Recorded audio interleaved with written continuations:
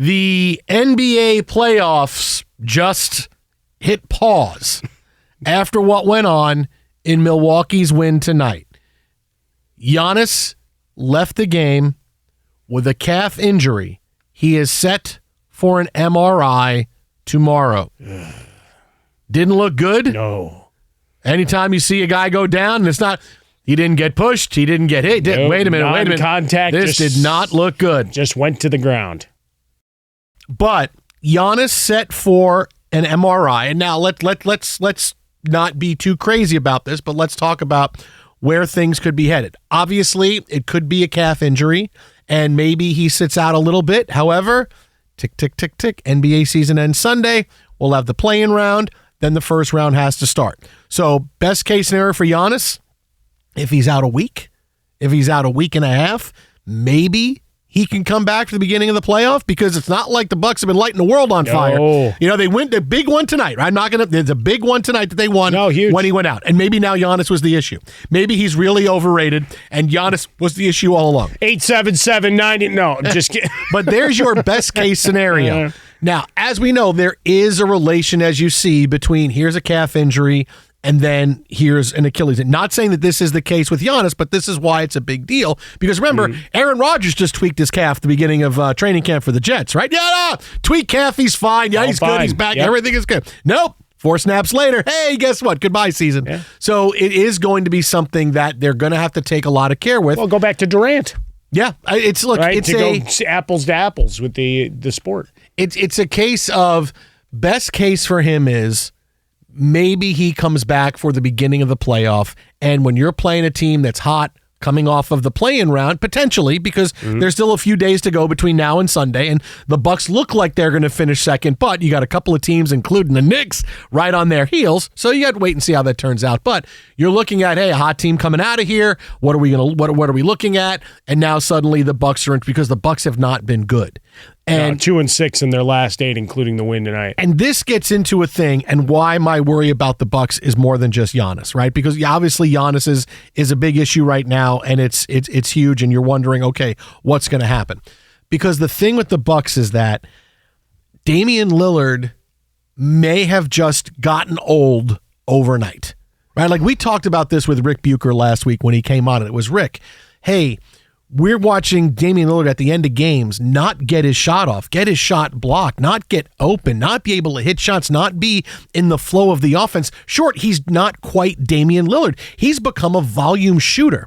He has big nights scoring, but it's, hey, he's got 34 points because he had 28 shots. Or he's got 27, he had 21 shots. He's become a volume shooter this year.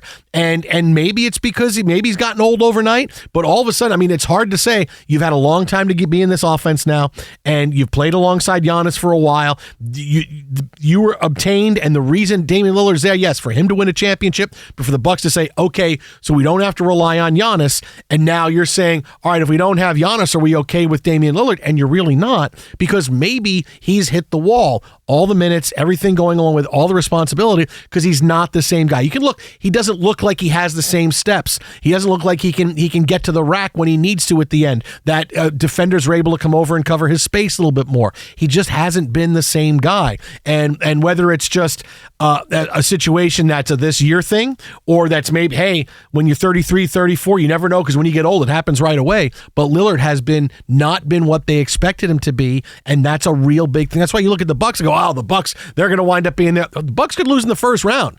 They could, with Giannis and Lillard, they could lose in the first round of the playoffs. Well, we said that as soon as Doc showed up. Oh, was that too... No, because because Doc usually loses in the second round of the playoffs. Later, okay, and it's Game 7 when he loses. Well, but you knew they were going to give up stuff defensively, and now you lose a guy who is a prime defender potentially for an extended period of time, right? Because obviously you lose a guy 30 points a game, 11 boards, all of that stuff, but on a team that had already given up so much defensively to bring Lillard in and make those changes. It's huge. Now, you get Pat Beverly back in, and you always get an injection of energy when he's in, and certainly he showed out, and he wanted to put on his best performance for Mom in the crowd. Got that jersey to Mom right after it was done.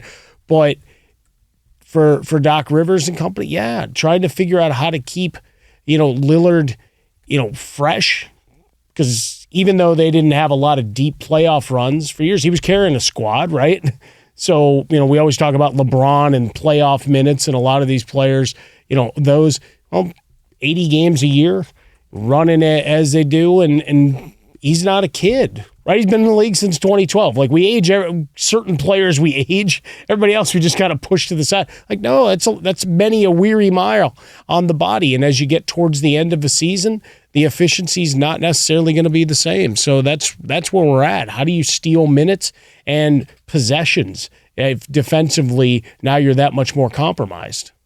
And remember, they got Lillard, so this wouldn't happen. Like, we're not going to worry about the first round. It's just going to be offense. We're just going to blow through whenever we games. need it. This is not, but they are in a ton of trouble, which is why I talk about the East being so wide open. And that's why it's got to piss off everybody in the West going, teams like the Lakers and the Warriors are going to finish 10 games over 500 and be stuck in the play-in round. And while the Bucks, and while the Bulls and we're 5 games under. We're in. Look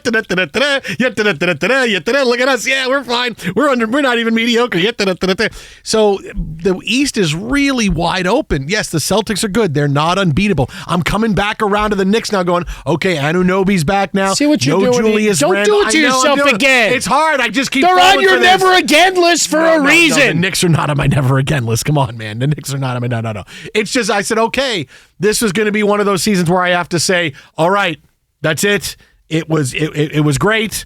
And it was a big what-if season because but Anunoby is back, and maybe we'll have a nice long run in the playoffs, and I'll be saying, Randle was the problem. I really wish Randle was the problem all along. I really wish for the next 6 weeks or whatever it takes, I could put you in one of those Ted Williams or Walt Disney cryo-freeze kind of things.